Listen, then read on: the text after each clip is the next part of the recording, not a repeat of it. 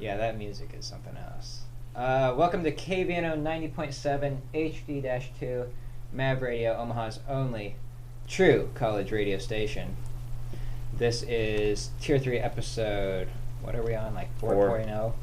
4.0. Episode okay. 1.0 for me. Yeah, for you, 1.0. I'm Eric Anderson. I'm Alex Kuklinski. And this is the show where it's taller than expected. And we've got a video describing exactly what is taller than expected here pretty quick.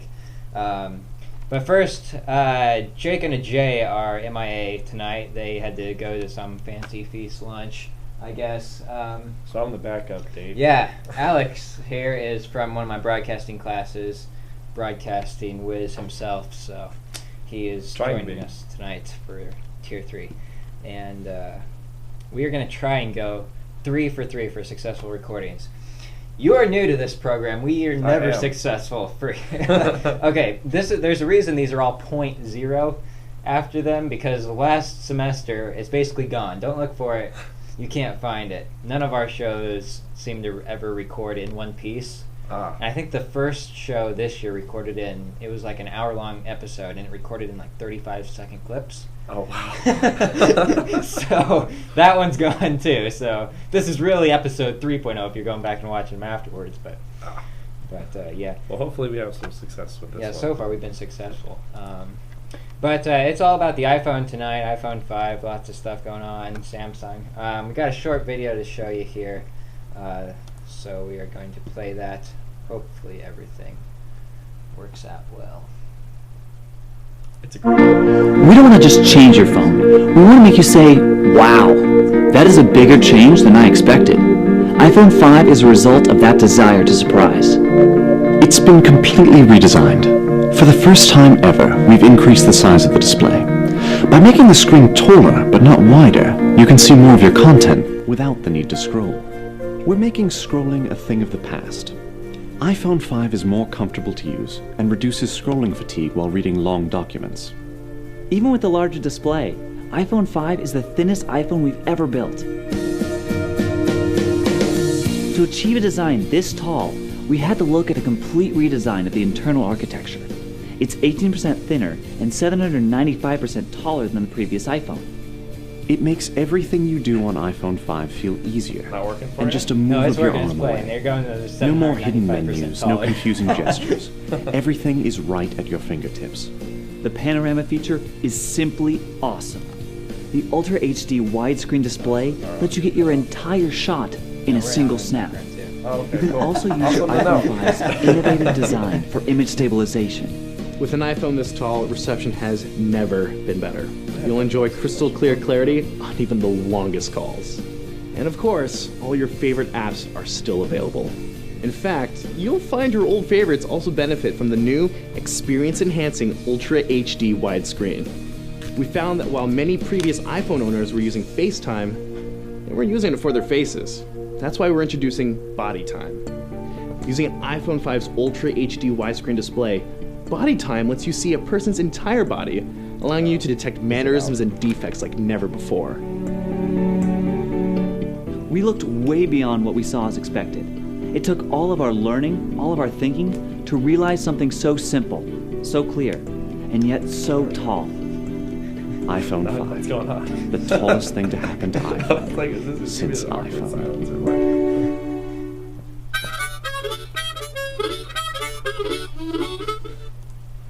Alright, so that is the iPhone 5 parody video by a group called Satire, I guess, on YouTube.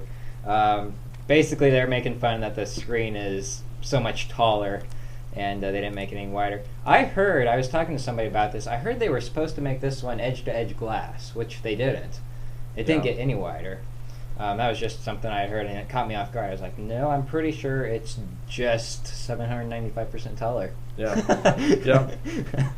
Man, that would be great. I'd love to have the body cast or whatever Yeah, it was. yeah, the panoramic. The panoramic would be awesome. Yeah, there's been lots of tests going on this week of the iPhone 5. I saw one where it got microwaved to the point where it burst into flames and melted. Nice. I saw it get shot and I saw probably the funniest one actually was getting glued to the street in Times Square. They, I don't know what kind of glue it was, but they put glue on the face of it and stuck it down onto the bricks upside down, and then the guy stood there on it and just stood for a while it dried, and then they just walked away from it. And it'd be great because they filmed it from a ways away, and you'd see people just walk by, bend down and try and pick it up, and they couldn't move it, and they just move on like nothing happened. They just get up and walk away. That's great. It was pretty great. There's all kinds of tests going on. That'd be a good thing to do here. Like, just get some dummy iPhone 5s Yeah. and then just put them out there. Yeah, like that's what I was wondering. Are these people really paying, $600, no contract for this phone?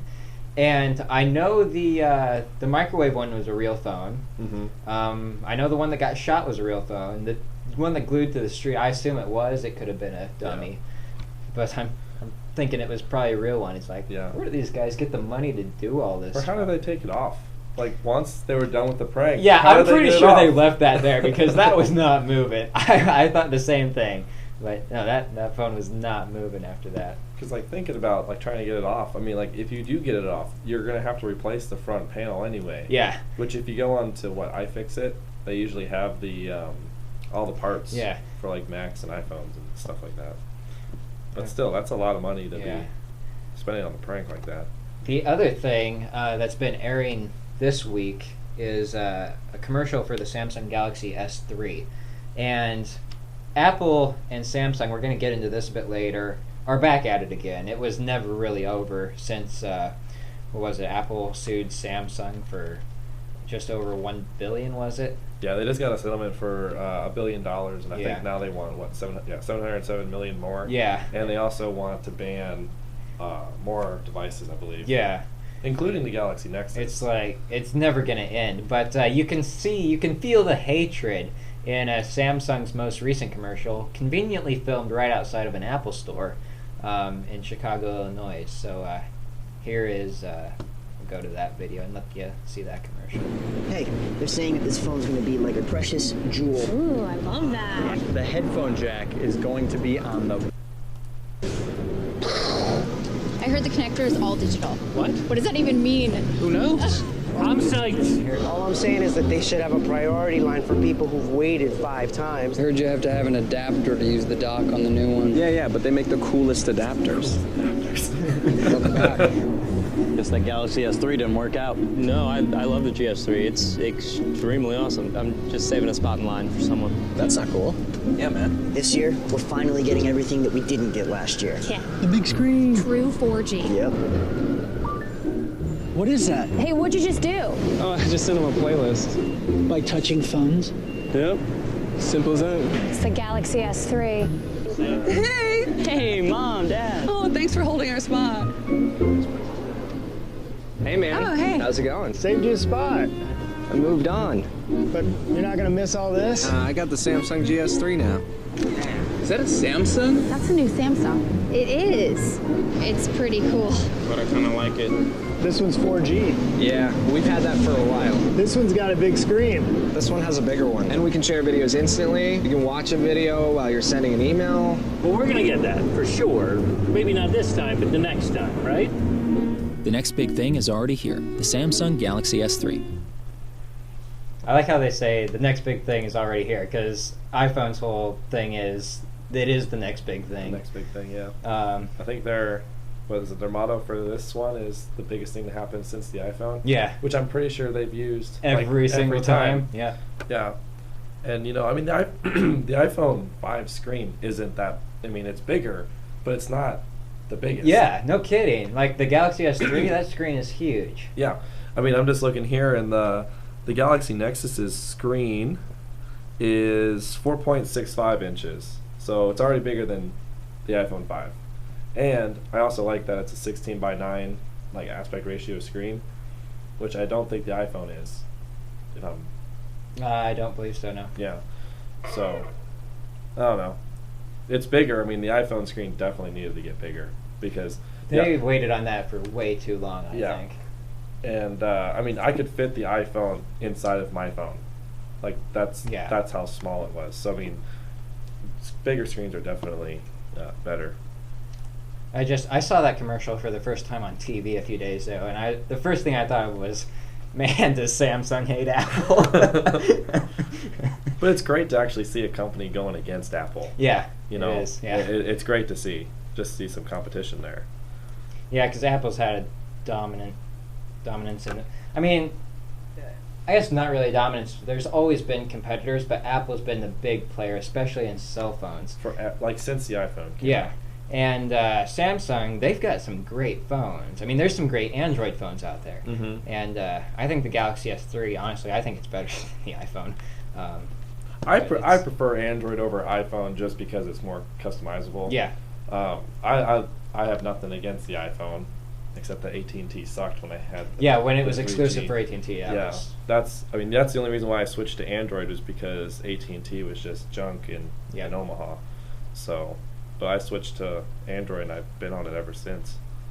I guess Apple is seeking to get we mentioned this earlier, $707 million more dollars from Samsung. What I guess it's in patents again. It's just about. Yeah, I think it's in patents as well. Let me pull it up here. I remember reading it earlier. The previous settlement I guess was $1.05 billion. Okay, and that was what Samsung has already been ordered to pay Apple. Mm-hmm. And we busted the rumor that no, they're not going to do that in nickels. Did you hear that? Yeah, I heard that too. I thought that would have just been awesome, but that would have been epic. But I saw a follow-up article to one of those rumors saying that if they actually did pay in nickels, that they would deplete the entire nickel supply. Oh yeah, it was. Yeah, States. it wasn't even possible because they were going to do it in 30 truckloads, and we did the math on it on the show, and it was there. I forget how many trucks they need. It was something ridiculous. It was a crazy amount of trucks, Yeah. and they were saying, "Oh, we're going to do it in 30 trucks." Yeah. So let's see. It says here that in a motion, Apple sought a further $400 million damage award for a design infringement, and then $135 million for willful infringement of its utility patents, $121 million in supplemental damages based on Samsung's product sales not covered, and $50 million of prejudgment interest on damages. Which to me just sounds like a bunch of crap. They already got $1 billion. What are they going to do with this? I mean, I think Apple's just trying to put Samsung away is what they're doing. I mean, I don't think it's possible, but they really don't want to have to deal with competition. Yeah. And they're just trying to get every possible infringement. Mm-hmm. They're making Samsung pay for it. And quite frankly, I think Apple's afraid of competition because I read an article where they said Apple was in the lead with computers back in the heyday for Apple before they crashed. Yep. They were in a heyday, and then the PC came along and just obliterated them. That's what almost put them out of business. And now you're looking at the iPhone. The iPhone was top dog, and then you started getting Android and Windows Phone 7 and all those other things, and all of a sudden you look, Android has a higher market share than Apple, and you have all these other competitors that are just going to keep lowering it. So I don't know. I think Apple's kind of more afraid, but I mean they're fine right now. Yeah, it's just going to be interesting to see this. But I mean, when they first came up with the $105 billion, I knew it wasn't over. I didn't see this coming though. Yeah, I honestly, they're almost doubling. Yeah. What they got, and Samsung wants a new trial, which in my opinion makes sense. Yeah. Because that's a lot of money. Like the jury, I don't think they understand a lot of what's being decided, like what they're actually talking about. Yeah, I agree. I mean, I don't know how else to handle it though. The fact that they got the decision down so fast with all of that data that both sides presented, I just think that they came to a conclusion way too fast. I don't know what the actual qualifications of the jury were.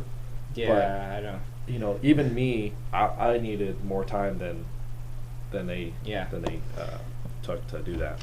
But Samsung's not going down without a fight. They are suing, not countersuing, just a separate lawsuit, suing Apple over 4G LTE in the iPhone 5.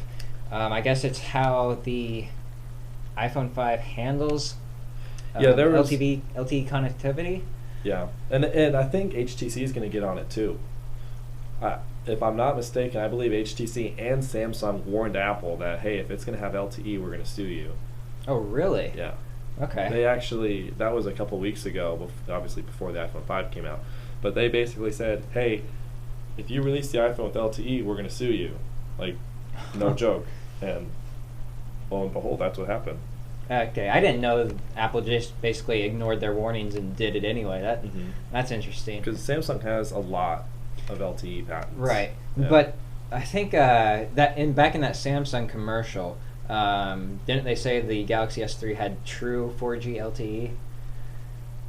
I don't know what the difference is. Well, based on like this, I guess based on the spectrum, the bandwidth or the requirements by the FCC to actually be considered true 4G, I don't think anything is yet.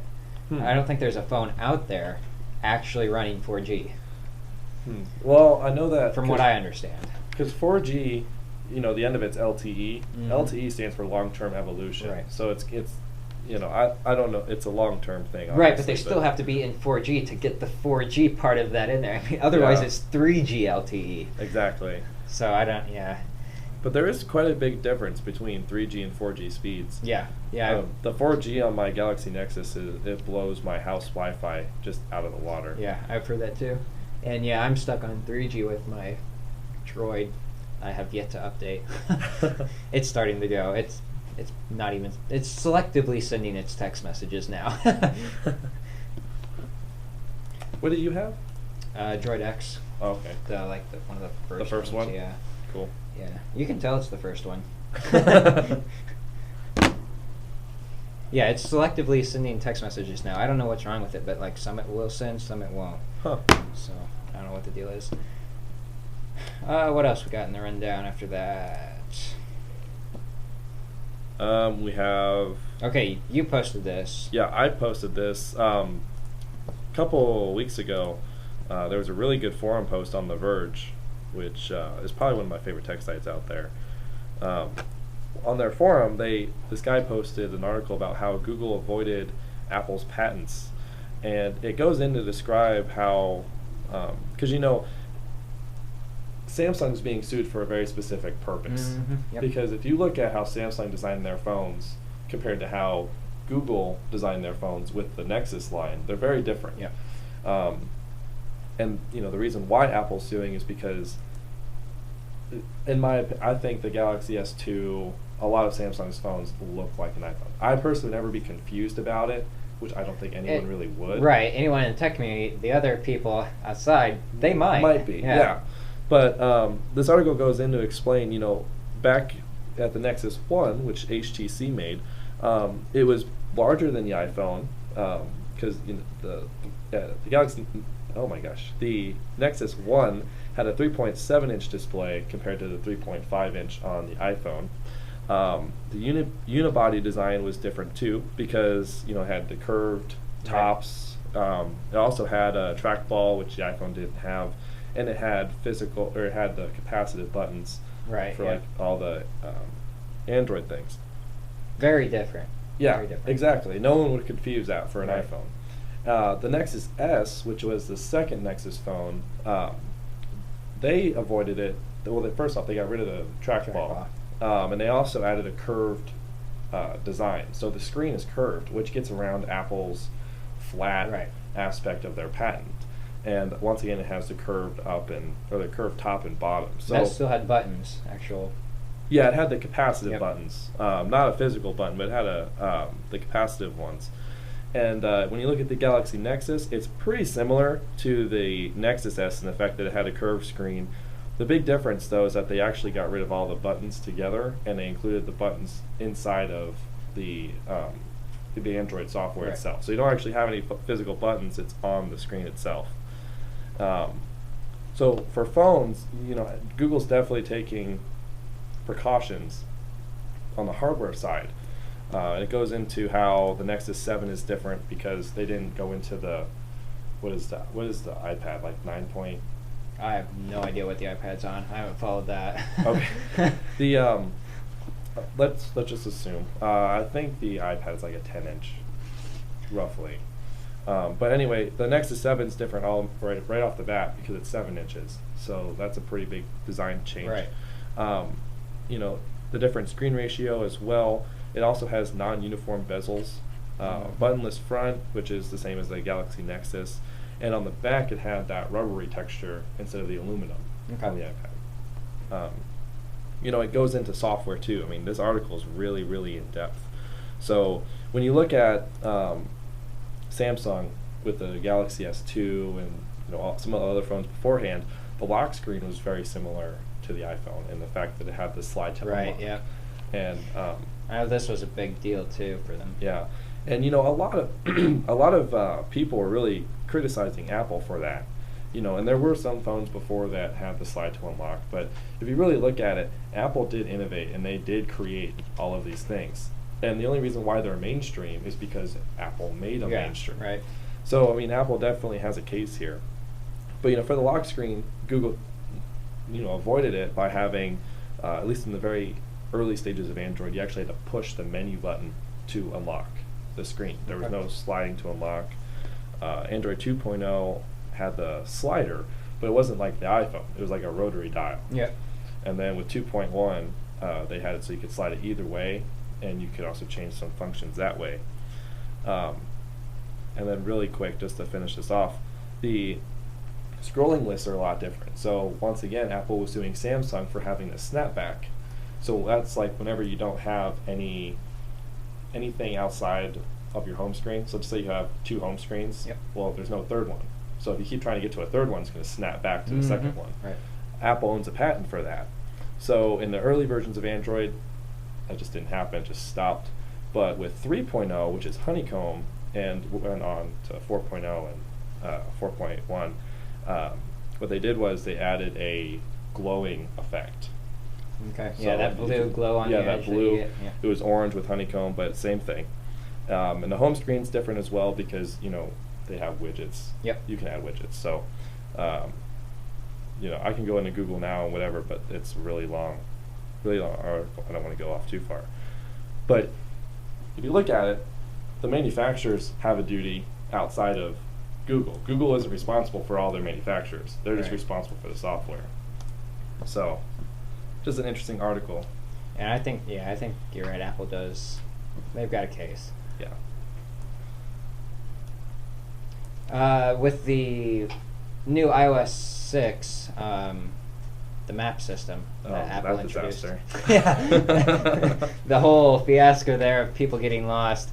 We've got a whole slideshow here. Before we hit that, though, what's going on here? Basically, I think pretty much everyone knows, Apple introduced their own map system in place of Google Maps. And what's happening is, I'm not sure, there's a lot of just flat-out mislabeled stuff, misplaced stuff gone wrong. In the upcoming pictures here, you're going to see a lot of distorted stuff. It's actually I'm pretty sure it's picture seams or things that haven't been put together, stitched together properly. They look like paintings. Yeah. Some of them. But we've got quite a few. Like this bridge, the Clifton Suspension Bridge, looks like it's basically going down into the water. Something heavy drove over it and it's just going down. What else do we have? Doncaster is the correct name of that town. It's been renamed Doncaster in the new Apple mapping system. What else we got? This is an airport runway, believe it or not. This is an example of that photo stitching I was talking about. Otherwise, those airplanes are in for some troubling. But that was interesting. Rivers in the middle of nowhere. Apparently that river has its own. I don't know where that's flowing to, but we have Berlin. They've been relocated to Antarctica. Do you see that one? Yeah, Berlin is in Antarctica. Yeah. It's right in the middle. Let's see. I'm not up to date on this one. Internet pranksters have likened Apple's maps to last month's Fresco fiasco. I didn't see that one, so I'm not sure what's going on there. This was awesome. Where was this? The London Underground, the staff, they put up a message for the benefit of passengers using Apple iOS 6. local area maps are available from the booking office. It's like, don't even try. Thought that was just great when I saw that. Yeah, that made some headlines around. Apparently, a town that once existed, Basingstoke, no longer exists. They're in the middle of a field now. There's some more bridge warping. I think the London Bridge, or not the London Bridge, the Brooklyn Bridge in New York, that was a really popular one too. Oh yeah, where they were like, oh, there must have been an earthquake when that picture was taken. Did you see the Battersea Bridge? Yeah, I saw it. Yeah. That'd be a fun bridge to drive over.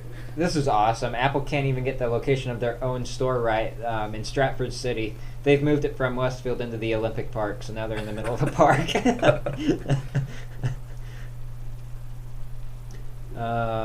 Sweden's second largest city, Gothenburg, nowhere on the map.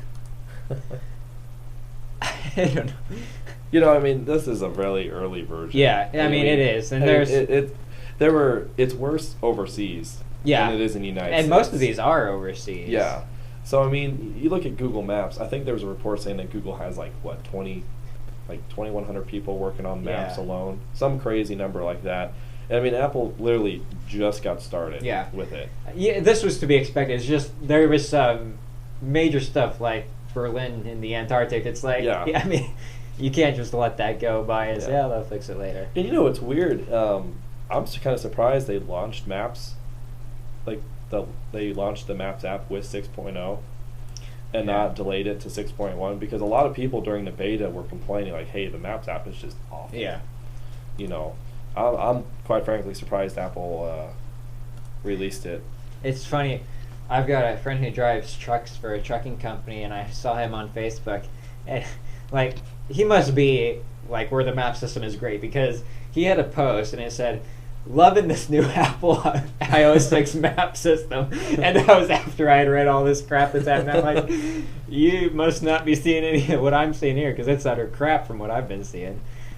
You know, and I actually like the aesthetics of it. Yeah. I like the way it looks. It looks better than Google's Maps. Yeah, and a lot of people have been saying that too. It looks really nice. I mean, but Google has so much information in their maps, it's kind of hard to make it. I mean, this is nice because it's clean and not cluttered. But when you zoom in, it's lacking information. Yeah. But Google Maps pretty much has everything. So we'll see. I mean, I'm probably saying Apple will catch up with Google in about 2 years, 2 or 3 years. Yeah, at least that long. I mean, I think you're right. It's going to be a while. It's definitely. I think it's going to get a lot better really fast here over the next 2 updates.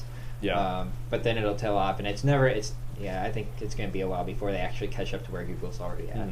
Well, I mean, you look at Google; they have all those streetcars. Yeah. And that's just not gathering street data. That's also gathering Wi-Fi, photos. Sniffing Wi-Fi. Yeah, that too. That too. It's a big fiasco about that. But yeah, I mean, in my Google navigation app, if I'm trying, I'm terrible with finding places. So the fact that when I get really close to my destination, it goes into Street View, and then it moves with me, and then it has that big arrow. I'm like, awesome! That's what I need. It's a giant arrow telling me this is where you're going. Could not agree with you more. Yeah, that is really helpful. And yeah, it's cool how it goes into Street View mode, so you can actually see what you're looking at. That's an awesome feature. But I mean, for Apple to implement something, and I don't even know if Google has a patent on something like that. I don't know. But, if Apple tries to make their own, that is a lot of work.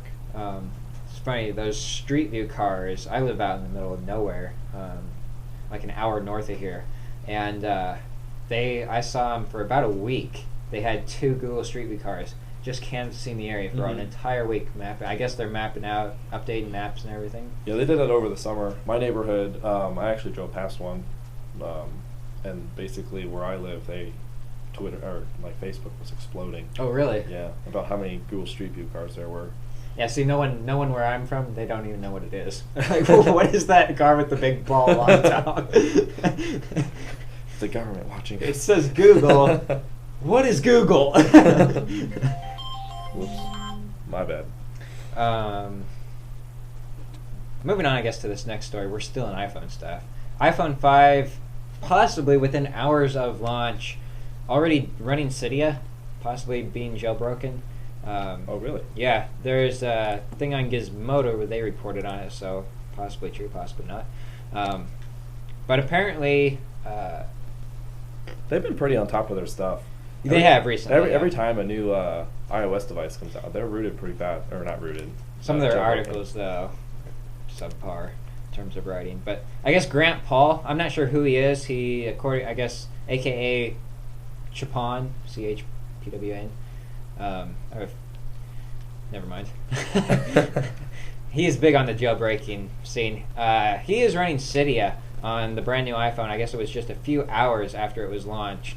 Do you have any idea what Cydia actually does, aside from... apps? Yeah. Well, you know... It's its own store, isn't it? It's its own... Yeah, typically what people do is, if they ever get rejected from Apple's store, they post it in Cydia. Okay. The last real success story I remember was the Wi-Fi tethering app. Okay. It wasn't Wi-Fi tethering. It was Wi-Fi syncing with iTunes. Okay. Before like iCloud and everything, there was an app where this guy's like, hey, you can, because before you had to connect your iPhone up to your computer. Well, this guy made an app where you can do it wirelessly, and now it's a standard thing. But before that was a big deal, and Apple rejected it for, some because they were already working on it. Probably, and the guy got real mad and he's like, I'm just going to post it in Cydia, and I think he made like $100,000. Okay. He made a lot of money, but jailbreaking was really popular before Apple had the App Store. I personally haven't really jailbroken a device before, but I just don't kind of see the point of doing it. Well, yeah, and there's no video showing how this works. It's just a picture of he's got it open on the iPhone, and then the app is shown on the home screen. Mm-hmm. So I'm pretty sure it's legit. He probably installed it. Apparently this guy's pretty big. It's just interesting how you used to wait like 2 weeks a week. It's been days before, but this literally happened like hours after it was launched. But I wonder if there's just the same exploits that are, still out there. Probably. Apple TV has got an update coming to it. So there's a few new features. Stability and performance fixes, obviously. Let's see here. Shared photo streams, AirPlay. The shared photo streams I think was pretty big. The account switching was at least I remember a lot of people. Wanted that really bad. Yeah. Can you stream video yet from? Yes, I actually remember a not safe for work story about it. Okay. But, I'll have to talk to you about that once we get off. But you can do video. Okay. Pretty sure. So you can stream movies. Is that in this? Was that included in this, or was that previous version? That story I saw was pretty old. Okay. But Reddit gets out of hand sometimes. Yeah. Okay. Yeah. Now I know where you're coming from. Because you can save. You can also save multiple iTunes accounts and switch quickly between them. You can, in the United States, you can browse showtimes for local movie theaters. You've got new screensavers, subtitles. It's basically becoming what Google TV tried to do. The other thing here, and the big speculation is in the main menu. Apple allowed for the reorganization of icons. Oh, that's nice. Which, that's nice. But a lot of people why would they do that unless they're thinking about introducing apps? Yeah, good point. TV. So a lot of people think apps are on the way for this. That's just speculation right now. But if they follow Google's footsteps, they won't come out for 3 years. That's true. I almost think they have to do apps on this eventually. So yeah. Well, I mean that just going with the rumors thing. Introducing apps on the Apple TV would make sense with the rumored Apple TV, right? Like the actual television coming out. Can't wait for that, by the way. Come on, just Apple. That should have been out a long time ago. The Apple TV is going to be like 10K. Yeah, really. Something ridiculous. Yeah, we're working on 2K. We've got maybe a little 4K here, and then Apple just comes in and launches a 10K. That's a whole other story we could get on. Yeah, really. I just think it's ridiculous that the first generation one only had 720p. Yeah. I was like, really? Yep. Really, Apple? What do those run? Like $100? The new ones are $100. The old ones were pretty expensive, but they also had a huge hard drive. Yeah. I think they were up like $200, and then the 500 gig one was like, I think they had a terabyte, but the 500/terabyte one was at least $300 or $400. It was expensive because that was like the old white box that looked like the airport. Yeah. Let's jump to this Panasonic TV since we're on the topic of TVs. Saw that. Yeah, the WT50. Pretty ridiculous, that price. 3K? Yeah, I don't understand. Was it 3K or was it 5K? 3,000. 3,000? That's ridiculous. I could accept $3,000 for an LED TV, maybe when LEDs like kind of just came out. You know, like I remember working at Best Buy, and the 3D LED Samsung TVs were like 27 something, and that was for a 55. Yeah, and the 3Ds are, not even worth it. Well, yeah, I mean that's a whole other thing. I could go way off topic about that, but yeah, it's a $3,000 55-inch LED television that's got 4,000. Is it 4K? I believe it's 4K resolution.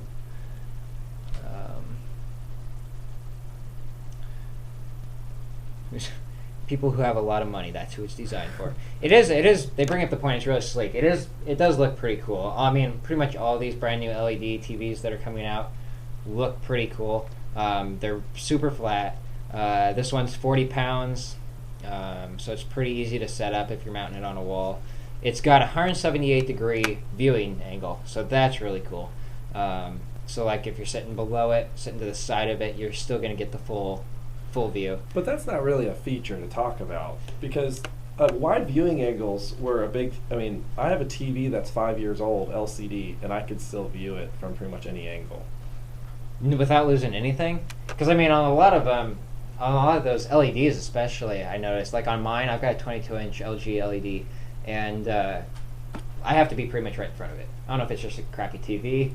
Well, yeah, I mean that's a good point to bring up. A lot of it depends on the brand. Yeah. Because I mean, if you go to Furniture Mart or something, and you go look at a $99 Colby, you go like right next to it, and a whole lot better. Negative image. But I didn't know this was 4K. I believe it is. Was it? It better be. I assumed it was 1080. I was thinking it was 4K. Actually, no. I think it's 1080. I think you're right. Because if it's because I think Sony's got the 4K one, don't they? I'm trying. Yeah, it says right here. Yeah, because Samsung's got no LED, Sony's got a 4K. So this Panasonic, this is probably 1080p. Okay, because I'm still messed up. Because as soon as you go to CES, you see everything. Yeah. You kind of it messes up your what's available in retail and what's not. Here's the specs for it. Okay, Panasonic WT50. It's a 3D LED TV. So we got a 55-inch screen. LED LCD, active shutter for the 3D glasses, which don't come with it for the $3,000 price tag. That's crazy. That is stupid. Yeah. It's got 4 HDMI, 2 USB, component, composite, Wi-Fi, and Bluetooth, so you can plug anything you own into it, including probably your dishwasher. Weight is 33.1 pounds without the stand, so... That's not bad. Yeah. Price tag $3,000. The Giz rank is 3 stars. Since we're on the topic of 3D, active shutter. I mean, when the very first 3D TVs that came out, they were all active shutter. And active shutter means that you have two images going at the same time. But the glasses actually create that effect because they flicker. Yep. They flicker really fast, and that's what generates that effect. Well, I never understood why they did that. They obviously tried to make money with the glasses, because the glasses were like $200 a piece, and it just wouldn't be economical for a family of 5.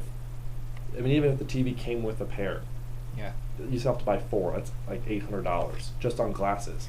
When you can just get the regular, I forgot the specific term, but like the movie theater where it just has the regular ones. It's called passive. The passive ones. Yeah. Those you can get them for free. You can take them from the movie theater. Yeah. So you're spending $0 on glasses, which I just doesn't make any sense. Yeah, I think it's a marketing scheme is what I think it is. Yeah. I've never actually used a pair of active shutter glasses, so I couldn't tell you how they compare. I try not to watch 3D movies. I really do, because I don't like 3D movies. In fact, I've got a 3DS, and I usually play that on 2D, and that's a totally different way of viewing 3D. So, I mean, I'm not really a big 3D guy, but I guess I can't say for sure whether one's like better than the other. See, 3D really got popular after Avatar. Yeah, that's which, really honestly, yeah. that's probably the best 3D movie you'll ever see. I did see that one in 3D. Yeah, you kind of had to. You kind of had to. But you have movies like, just movies that come out that aren't made for 3D. They're remade in 3D. Yeah. Yeah, they convert them to 3D, and it just looks awful. Yeah. So you have people that look at Avatar, which is probably the best 3D movie ever made to date, and then you see a movie that was converted, and it's totally different. Well, yeah, and I mean, Avatar, it's kind of unfair to compare the others to Avatar because that's all computers, pretty much. And then you've got it specifically being designed with 3D in mind. I think they actually filmed that with 2 cameras, didn't they? Yep. So, I mean, with these movies that are remade in 3D, that's not happening, so they have to convert it basically. They actually had, experimental Panasonic cameras they had 2 lenses. Yeah, but yeah, they didn't use 2 cameras. I don't Yeah, think. it was 2 lenses in one. Yeah, wasn't it? Yeah. Yeah, I did see that. I just hope 3D. I think people are starting to realize it's basically a gimmick. What's going to happen is that's how I look at it, anyways. I honestly view 3D as just being a part of a TV in the future. Like, it comes with it, but no one uses it. Yeah. Samsung TVs had a cool feature a couple of years ago. I don't know if they still have it now, but they can take a regular TV signal and make it 3D. I heard about that. It wasn't bad, but it wasn't great. Like if I don't know why you would do it for the heck of it, but it did work.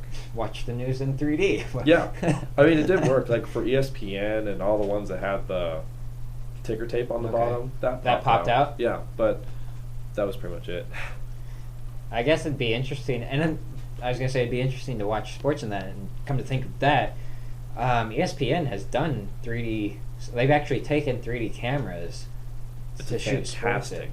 It's awesome. Is it really? Yeah. Have you've seen it? Yeah. The first one I saw was during the World Cup, and ESPN was doing the 3D broadcast. That's right. Yeah. And it was incredible. Like you had the camera, and the closer, like you have wide scene. Right. Well, everything that was close to the camera popped out, and then everything that was like further on just went. That could be really cool. It was incredible, and you had all the fans. Like all the fans were like individually 3D in the screen. It was incredible. The players, though, like when you're actually watching soccer or watching football or whatever, they don't really pop off the screen because of the angles that they're at.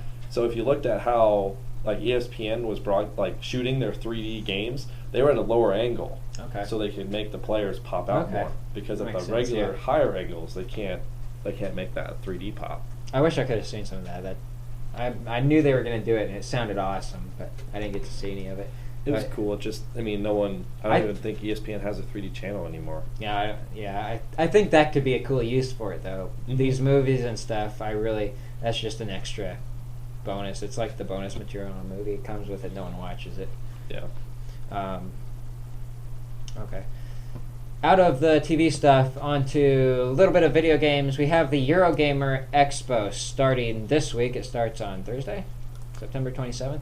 Yep. That's over in London, and it's basically London's E3 is pretty much what it is. Mm-hmm.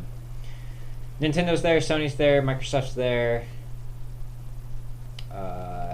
So, I mean, there's nothing to talk about it yet. It's just that we'll probably have some stuff coming out of it this week. Lots of updates. Probably mostly games. Mostly games, yeah. There's not going to be any hardware. Yeah. I don't know if anyone's going to have any hardware this year or at E3. Yeah, I give it 50-50. Yeah. I think. Yeah. Because last year, once Microsoft said no console, it was kind of everyone was like, oh. Yeah. So. But that's Eurogamer going on starting on Thursday, so there will be lots of news coming out of that, and we'll have probably lots of video game news to talk about next week on the show. We also have, I believe, Lexar. This is big for me because I do a lot of photography. But Lexar announced the industry's first 256 gigabyte Class 10 SD card. Freaking huge. Huge. Crazy huge. Huge. Which you're thinking, no, my computer's a terabyte. This is a little SD card. Yeah. It's a big deal, especially to have that with UHS 1 class or Class 10. So it's designed for 1080p full HD and even 3D video it can handle. So it's a big step. And the read and transfer rates are 60 megabytes per second. Yeah, it's fast. That is fast. It's fast. I think I looked for a price tag on this and there was nothing yet. I can't imagine it'll be cheap. It says here the Lexar Professional 400X 256 gig card will be available in October for purchase with an MSRP of $900. Holy crap! Oh my gosh! $899.99. I did Lexar.com. not expect that. I was thinking like probably upwards of $300 to $350. $900 for this. Okay, well, I think I'll wait a while. Holy crap! That is insane. You know, before I looked at the price, I was like, if they're fitting 256 gigs in an SD card, why aren't we utilizing this in computers? This is why. That's why. Because it costs more than a computer. Yeah, you could go out and buy a computer. You could buy a computer with a standard terabyte drive in that for less than that. Yeah, you can get a terabyte drive, like, regular internal one. As long as it's not SSD, yeah. Yeah. That's crazy. Yeah. $900 for that. Wow. $899.99. Oh my gosh. Mind is blown.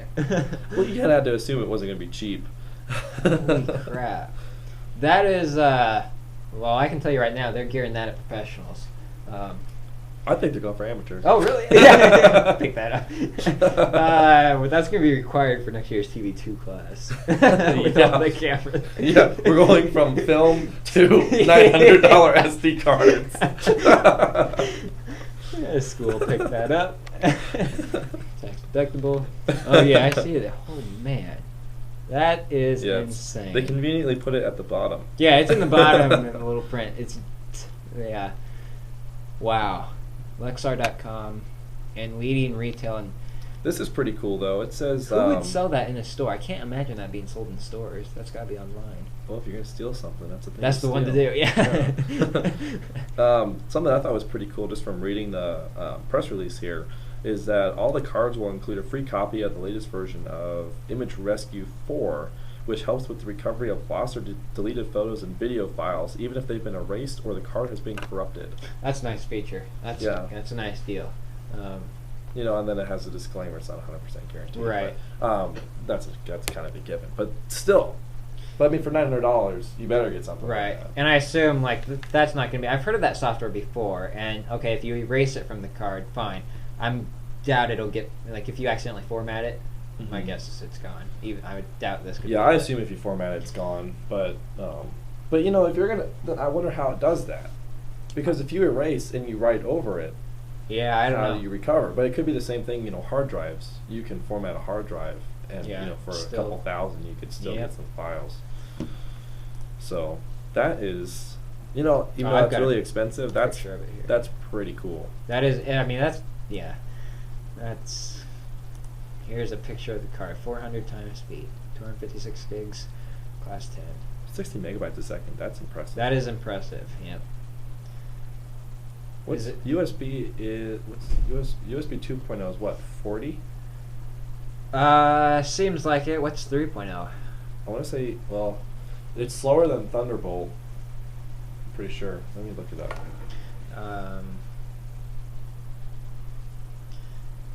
Yeah, 900.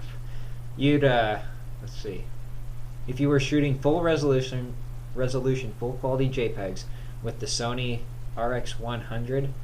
I'll have to look that up. I'm not sure what that is. You'd be able to snap just under 80,000 shots before needing to swap out your card. Jeez. They're assuming you have another one of these to swap out with.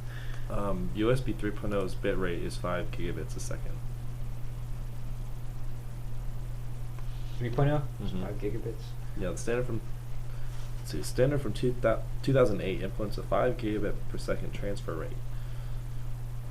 2.0 had 2.0 had a bit rate of 480 megabits per second. Okay.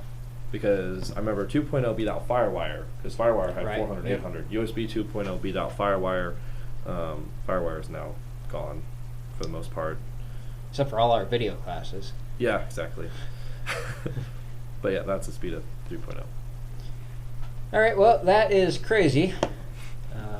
But you know, that's got to be, that has to come in handy for those red cameras that are shooting in 4K. Yeah. I wonder what the. Well, and this specifically says designed for 3D on it too. So I wonder, I don't know what they mean by that. How that's. Well, 3D, you have two different images, so Is it storing them in separate channels? That's what I'm like. It probably can you has to. Edit? You can actually edit each individual. Yeah. That'd be cool. Yeah, because 3D, you have two images, Right. and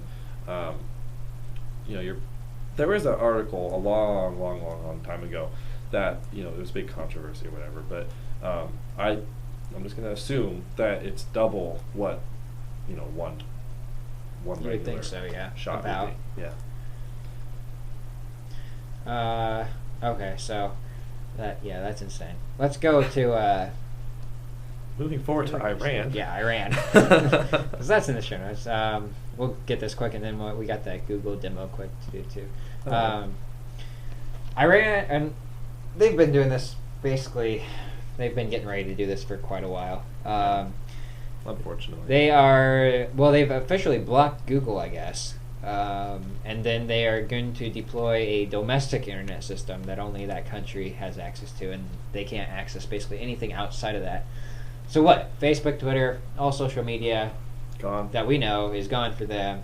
And since it's gonna be a domestic one, you can't use proxies. Right, So and you it's have no yeah. outside This access. is completely government control, is what I'm getting. So They're going harsher than China. China, yeah, it is pretty crazy. China, you can still proxy out, can't you? Yeah. So I know people who have. Yeah, it's.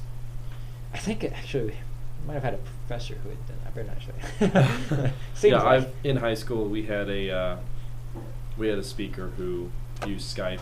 I don't think Skype is blocked in China anymore, but at the time it was. So you had to proxy, and she went through a proxy in the UK and got a hold of us. Yeah. That was a big thing back when the Olympics were going on. Yeah, that's interesting to read up on and find out. It's like Iran. You hear about all the political stuff in them, and then there's also a tech side to it, and it's just interesting to think about that. Well, I don't know what I'd do without Google. I have no idea. I wouldn't be getting paid, that's for sure. Yeah. In the article it says that even using VPNs or virtual private networks, many Iranians suffered serious problems. So I don't know if it's actually like a, maybe a completely enclosed, or if there's loopholes. I'm sure there's loopholes, but yeah.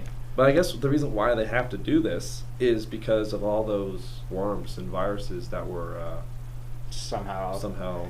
Who knows who did that? I don't know who did that. These viruses are conveniently placed in those nuclear things, but oh well. Yeah. I got a feeling if we want to do that, we can still do it. Find a way. Let's do that Google demo. For those of you who don't know, cool. Jelly Bean is pretty much when was that released? A couple of weeks ago. So fairly new. But they've got competition for Siri on there. Yeah. I'll just give you the rundown. This morning I woke up and you're a nerd when you wake up. It's like, oop, I have a Jelly Bean update. Yay me! Yeah. That's what I woke up to. That was kind of cool. But one of the major things about Jelly Bean, and there's a lot of improvements and whatnot. But some of the improvements included this thing called Google Now, which is basically their competitor to Siri, which is obviously Apple's. Right. And there were Gizmodo did a really good comparison video because Google has the advantage of really, really good voice recognition and really good search results. So let me go ahead and pull it up here. How did you want to broadcast this? Yeah, just do that and then hold it next to that mic too. Okay. Well, it won't go out because of the. This. Oh, good call. Well, here. Just did you want to show the screen or just what? a second then. Okay. So Jelly Bean, that's today, right? Yeah, I just got it on my Galaxy Nexus. It's been rolling out for a couple weeks. Okay. So, yeah. So I finally got it today. Some of the, you have the, I believe, 60 hertz refresh rate. Yep. So, or no, it's not 60 hertz. 60 frames per second. Okay, plug that in. So let me go ahead. And then yeah. It's a good thing I carry like 1 billion extra cables. Everyone has a junk drawer. Mine just happens to be full of cables. All right, let me mix this up quick. Okay. Did you want me to put this in front of the webcam, or how do you want me to do this? We can just do the. We can sub it in, can't we? Yeah. Okay. Yeah. All right. So basically, Google Now is a part of the standard Google application, so the Google search application. So you open it up, and then when you first open it, it's like introducing Google Now and whatever. So you still have the basic search function. So if you want to type, you can. But there's that little microphone symbol that's across all of Google sites. So if I want to see what the weather in Omaha is, I can just be like, what's the weather like in Omaha? It's 75 degrees and mostly cloudy in Omaha.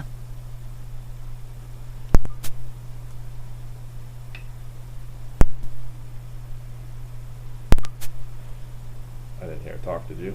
I did, yeah. You heard it well, talk? I heard beeps. Okay.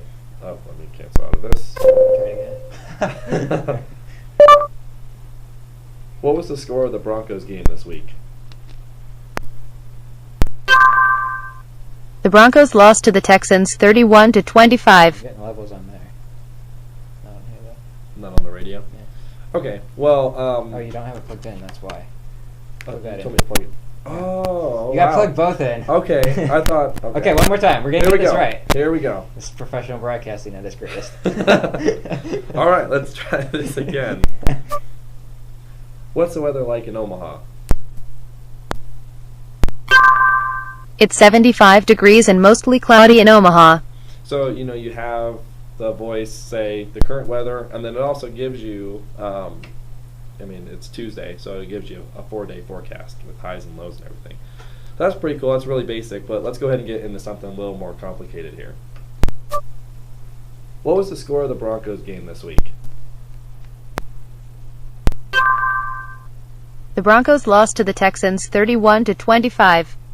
That is really cool. That's really impressive. Yeah.